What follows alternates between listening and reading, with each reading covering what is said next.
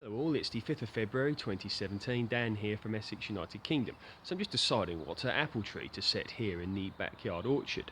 So we've got a few things going on here.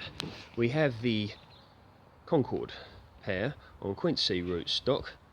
Did a video on this a few weeks ago, a bit of detailed information. Never really lived up to its potential where it was. Recently transplanted with a bit of good quality potting compost there, and I'm hoping that this is going to do well here, but we will see. A nice bit of blossom followed by some nice pears would be wonderful.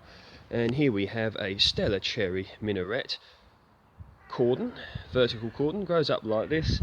You get your fruit on your little spurs here like this. I'm hoping for some spurs to come out here, and then we can look for some decent crops. And of course, a good thing about a minaret is it's relatively easy to cover up, so the birds don't get your cherries, because we all know how much cherries are eaten and loved by birds.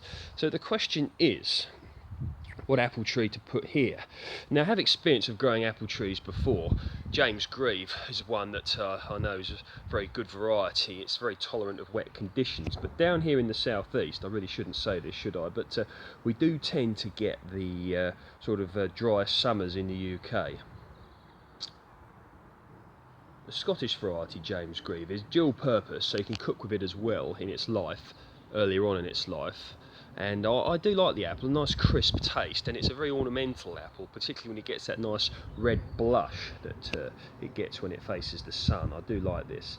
But one that I'm sort of thinking about is Queen Cox. Now, I know that Cox Orange Pippin can be prone to certain diseases, which is why commercial growers sometimes stay away from it. It's probably the most famous English apple, and most people say it's got the best flavour. I certainly do like it very much, but I'm thinking about Queen Cox because apparently it's more disease resistant than the standard Cox Orange Pippin. It's been described as a sport of the Cox Orange Pippin, but I've heard some sources say that it's actually the improvements over Cox Orange Pippin are relatively anecdotal, so I'm not sure. Does anybody out there have experience of growing the Queen Cox? Now, I've grown Gala apples before. I do like Gala. I mean, it's a supermarket apple and it's readily available and very popular with commercial growers. I'm fully aware of this, but they do tend to taste a little bit better off your own tree, or at least you think they do. I did have a tree of Gala apple from Aldi's, which did okay actually. It's still in the location where it was, but I'm relatively, I want to have an English or British heritage variety apple, simply because I'd like to do my own little bit for the British heritage, and I like to preserve older varieties, so I think that's a great thing to do.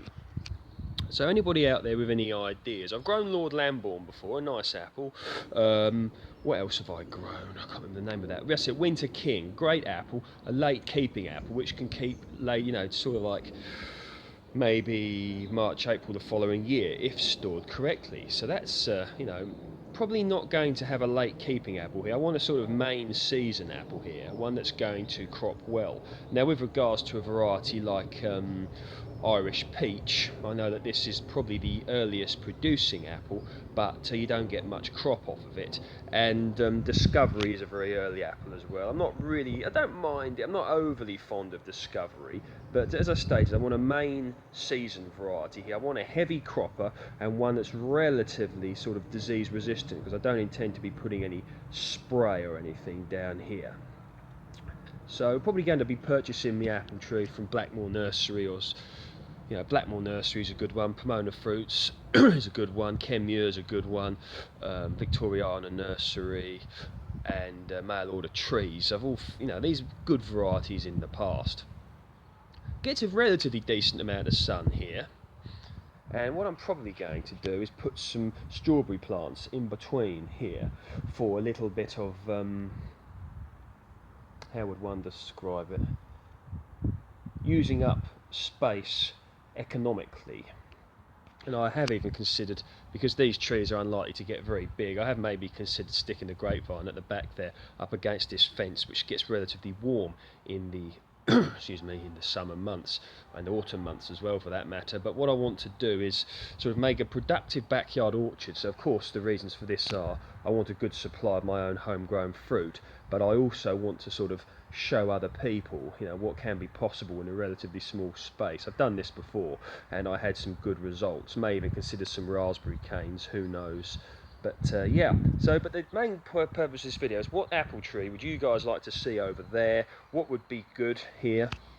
Of course, please don't go saying anything like, you know, foreign grown apples that don't grow well in the British climate, you know, because of course it's got to be suitable here for what I want to have here. I mean, you can grow things like Granny Smith here in the UK, but they do tend to like warmer climates. And you can also grow what's it called, Golden Delicious, which is, I've grown Golden Delicious before, which is you know, again, sometimes it gets overly criticised, but I don't mind Golden Delicious too much, especially off your own tree. It does tend to taste a little bit better than ones that are maybe picked a bit earlier than they should be. Of course, supermarkets have to do this because they have to ensure a good production is available for people. Of course, I had problems with lettuces of late, lettuce production in other lands to get them over here, but that's subject that I covered in another video. And Golden Delicious does grow here, but it's better in a warmer climate. But you up against a south-facing wall, I did well, and it can be prone to scab as well. So anyway, think of a British heritage variety that you guys would like to see over there. I'm going to put it on MM106 rootstock because I do have a decent, you know, there is room for a decent sized tree over there. It's away from any houses or anything like that, so the roots won't cause any problems. No drains or anything, just ground. So, suggestions down below. All the best, speak soon.